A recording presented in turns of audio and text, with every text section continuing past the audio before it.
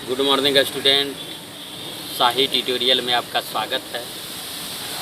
तो मैं जो कम्युनिटी में क्वेश्चन दिया था आपको 60 क्वेश्चन जो है से मैं दे चुका हूँ। तो आप लोग के डिमांड पर जो है से उसका आंसर रिवील कर रहा हूँ, यानी उसके आंसर को जो है से मैं बता रहा हूँ, जिसे आप जो है से नोट कर लीजिएगा। क्वेश्चन को नोट करने के लिए मैंने बताया था, तो उसका आंसर जो है से अब आप नोट कीजिएगा। तो देखिए पहला क्वेश्चन आपका क्या था। तो पहला क्वेश्चन आपका था कि एक उत्तल लेंस को प्रधान अक्ष के लंबवत दो भागों में काट दिया गया, तो प्रत्येक टुकड़े की फोकस दूरी क्या होगा। तो देखिए एक उत्तल लेंस है और उसको प्रधान अक्ष के लंबवत जब दो भागों में काटा गया तो वह जो है से दो लेंस में बट गया। तो एक टुकड़ा पर आप विचार कीजिए, तो एक तरफ उत्तल रहेगा और एक तरफ आपका समतल रहेगा। तो एक तरफ जब उत्तल रहेगा तो इसका तो कुछ फोकस होगा, फोकस दूरी कुछ होगा, और एक तरफ जो समतल रहेगा, कटिंग जो काटे हैं तो एक तरफ समतल न हो जाएगा। एक टुकड़ा पर आप विचार कीजिए तो वह जो है से आपका क्या हो जाएगा, समतल आ जाएगा। तो उसकी फोकस दूरी अनंत होता है। तो फिर जो है से एक फार्मूला की मदद से 1/f बराबर μ2 बटा μ1 माइनस 1, अब ब्रैकेट दे दीजिए 1/r1 माइनस 1/r2 करके इसको हम लोग बताते हैं। यह फार्मूला वास्तव में 12 में है, लेकिन फिर भी यह आया हुआ क्वेश्चन है।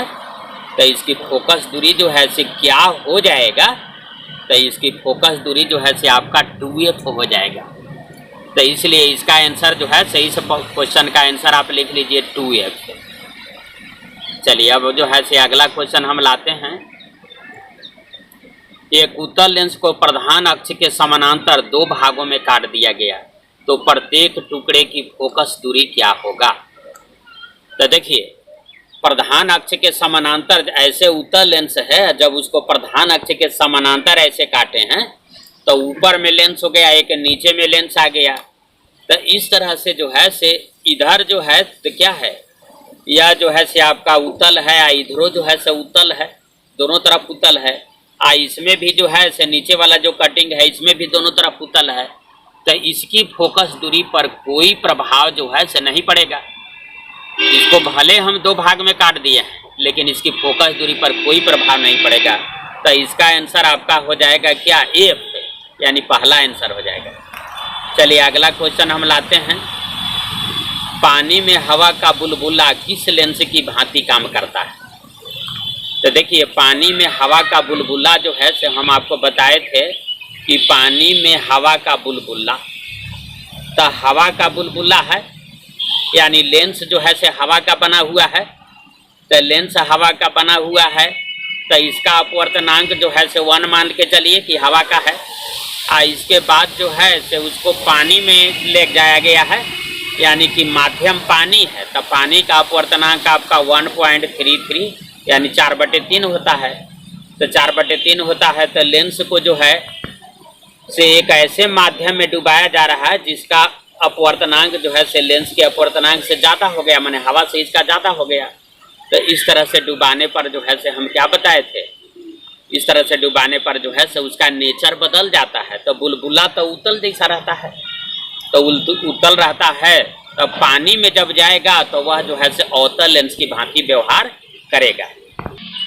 हाँ, तो इसका आंसर जो है से आपका क्या आ जाएगा, अवतल लेंस आ जाएगा। पानी में हवा का बुलबुला अवतल लेंस की भांति काम करता है। लेकिन अवतल लेंस चॉइस नहीं दिया हुआ है, तो अवतल लेंस को जानते हैं क्या कहा जाता है। अवतल लेंस को आपको कहा जाता है अपसारी लेंस, डाइवर्जिंग लेंस। इसलिए जो है से इसका आंसर आपको क्या हो जाएगा, तो इसका आंसर सेकंड हो जाएगा 2। चलिए आगे जो है से क्वेश्चन लाते हैं। हवा में हाइड्रोजन से भरा बैलून किस लेंस की भांति काम करता है। तो देखिए हाइड्रोजन जो है ना से हल्का गैस है, तो इसका अपवर्तनांक जो है से हवा के अपवर्तनांक से भी कम माना जाता है। तो हवा के अपवर्तनांक से कम माना जाता है, तो बैलून जब हाइड्रोजन से भरा है, यानी हाइड्रोजन का लेंस बना हुआ है, तो इसलिए, और यह जो है से हवा में इसको हम रखे हैं बैलून को, यानी माध्यम में हवा है, तो माध्यम का अपवर्तनांक आपका ज़्यादा है और लेंस का अपवर्तनांक कम है, यानी हाइड्रोजन का अपवर्तनांक कम है और माध्यम का अपवर्तनांक ज़्यादा है। तो इस तरह के रहने से जो है से क्या होता है, क्या हमने बताया था कि लेंस का नेचर बदल जाता है। तो बैलून जो है, तो बैलून आपका जो है, तो बैलून जो है से क्या स्फेरिकल रहता है, तो स्फेरिकल आपका रहता है, तो यानी उत्तल जैसा रहता है। तो यह जो है से अवतल लेंस की भांति व्यवहार करेगा, तो कनकेव लेंस होगा। इसका आंसर आपका होगा सेकेंड। चलिए आगे जो है से क्वेश्चन आप देखते हैं। देखिए, अगर यह क्वेश्चन आपका है कि कांच के एक उत्तल लेंस को ग्लिसरीन में डुबा दिया गया तो वह किस लेंस की भांति व्यवहार करेगा। तो देखिए, ग्लिसरीन जो है, ग्लिसरीन का अपवर्तनांक और कांच का अपवर्तनांक आपका सेम है। तो अगर मान लिया कि दोनों का माध्यम का अपवर्तनांक का लेंस का अपवर्तनांक सेम रहे, तो बताए थे क्या कि उसकी फोकस दूरी जो है से अनंत हो जाता है। तो फोकस दूरी अनंत होता है, यानी समतल कांच के प्लेट जैसा व्यवहार करेगा। तो इसका आंसर आ जाएगा आपका 3, यानी समतल। चलिए अगला क्वेश्चन आते हैं। कांच के एक उत्तल लेंस को एक द्रव में डुबा दिया गया, द्रव का अपवर्तनांक 1.5 है, तो लेंस की फोकस दूरी क्या होगा।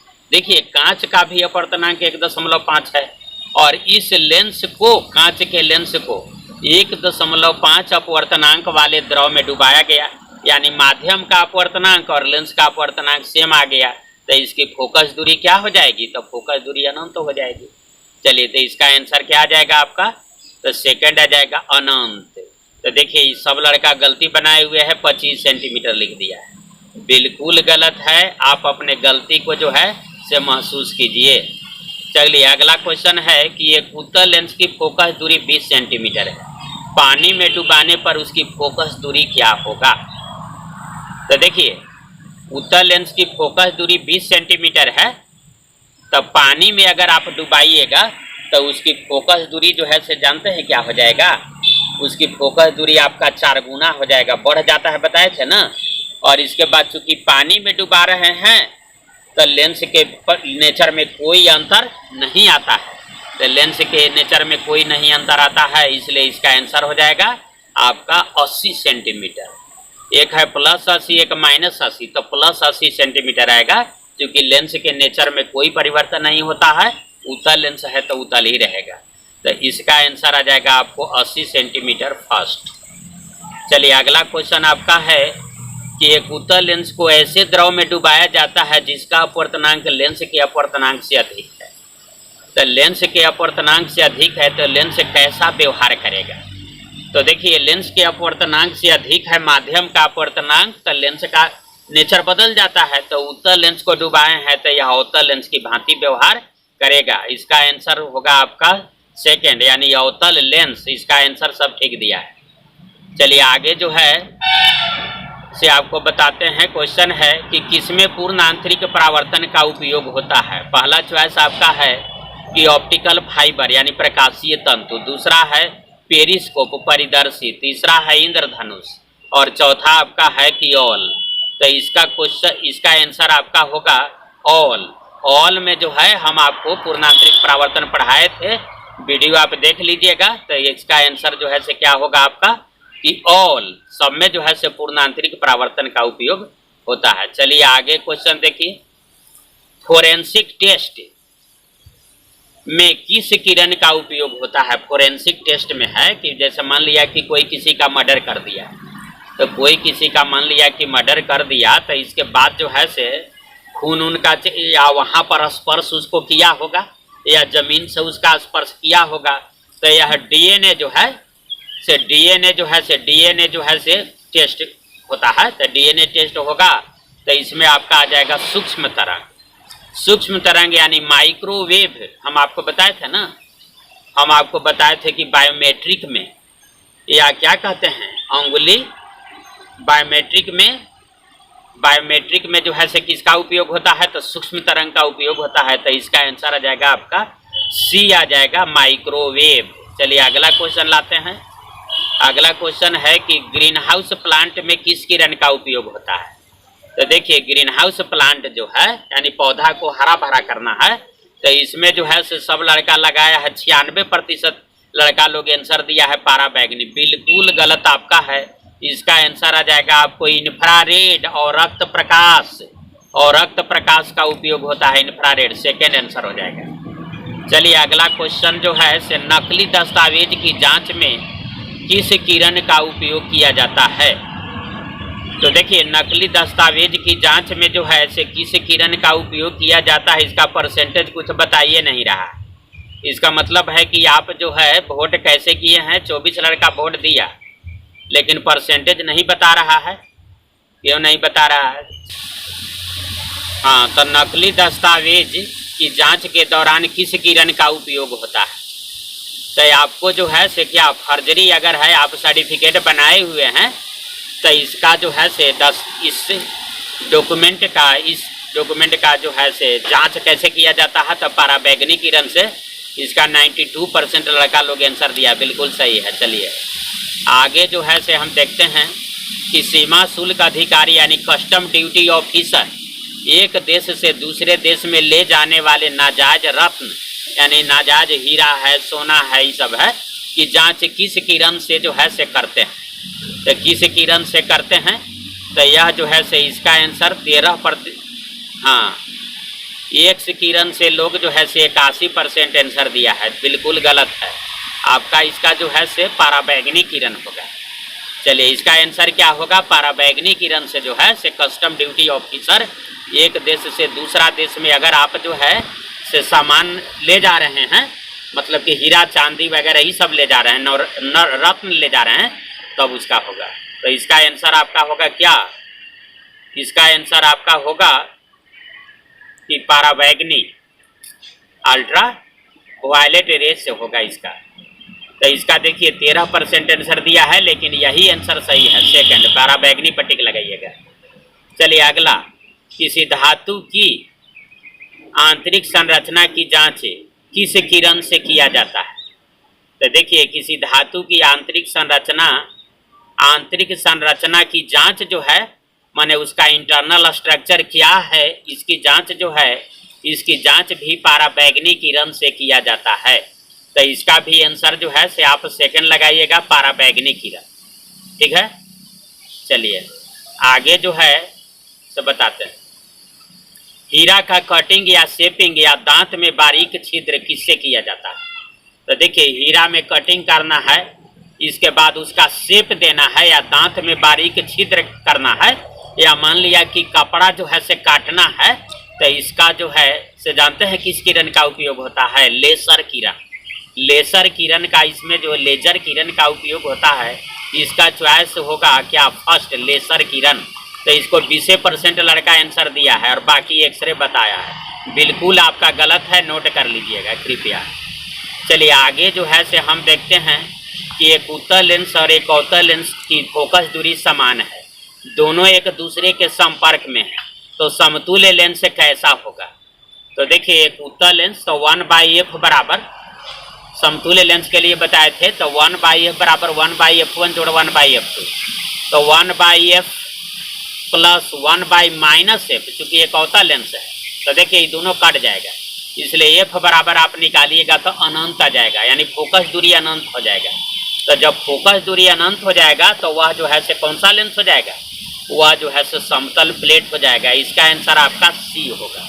जबकि सब लड़का लोग 82% लड़का आंसर दिया है क्या, उत्तल लेंस दिया है, जबकि इसका आंसर तीसरा होगा समतल कांच का प्लेट आपका होगा। तो बिल्कुल नोट कर लीजिएगा, नहीं तो ऐसा गलती नहीं कीजिएगा। तो चलिए आगे जो है से क्वेश्चन हम देते हैं आपको, पढ़ते हैं।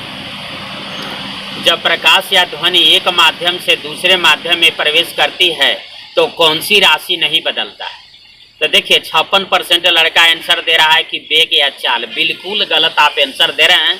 देखिए आज से याद रखिए, जब ध्वनि या प्रकाश एक मीडियम से दूसरे मीडियम में जब जाता है तो आवृत्ति एक ऐसा राशि है, फ्रीक्वेंसी एक ऐसा राशि है जो चेंज नहीं करता है, बाकी चेंज कर जाएगा।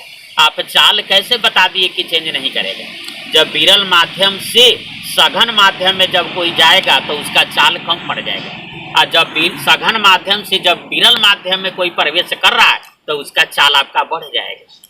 तो आप समझ रहे हैं। तो चलिए इसका जो है से बिल्कुल आंसर आप लोग गलती दिए हैं। इसका आंसर होगा आपको सेकंड होगा आवृत्ति। चलिए आगे जो है से हम देखते हैं 18 नंबर अब क्वेश्चन आ गया कि अग्रिम सूर्योदय और विलंबित सूर्यास्त के बीच का अंतराल क्या होता है। 4 मिनट का सबको 100% लड़का 4 मिनट का बताया है, बिल्कुल सही आपका है। सूर्योदय जो है से 2 मिनट पहले हो जाता है और सूर्यास्त 2 मिनट बाद तक रहता है, तो 2 2 4 बिल्कुल आपका सही है। चलिए दृश्यता का क्या कारण है, विजिबिलिटी का क्या कारण है, what is reason behind visibility. तो चलिए सब कोई मारा है टिक। प्रकीर्णन स्कैटरिंग 82% लड़का मारा है, बिल्कुल सही है। स्कैटरिंग इसका होगा, फर्स्ट चॉइस होगा आपका प्रकीर्णन। आकाश का रंग नीला होने का क्या कारण है, तो प्रकीर्णन पहला है, स्कैटरिंग 100% लड़का टिक लगाया है, बिल्कुल सही आपका है। चलिए आगे जो है से आपका जो है हाँ वही 20 नंबर क्वेश्चन था, तो 20 का आंसर आपका फर्स्ट होगा। चलिए अब 21 नंबर क्वेश्चन पर आते हैं। खतरे का रंग लाल, सूर्योदय या सूर्यास्त के समय लालिमा, बादलों का रंग उजला होने का क्या कारण है, यह 21 नंबर क्वेश्चन है। इसका आंसर सब कोई बताया है प्रकीर्णन स्कैटरिंग 100%, बिल्कुल आपका जो है से सही है 100%। चलिए आगे जो है से 22 नंबर क्वेश्चन देखते हैं।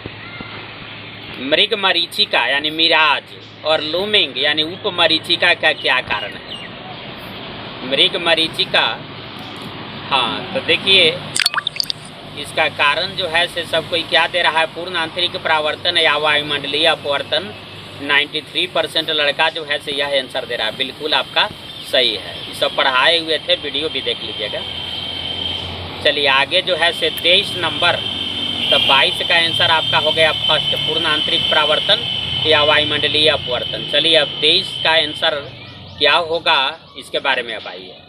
आँख में प्रवेश करने वाली प्रकाश की मात्रा को कौन नियंत्रित करता है, तो 80% लड़का आंसर दिया है तीसरा आइरिस, बिल्कुल सही है।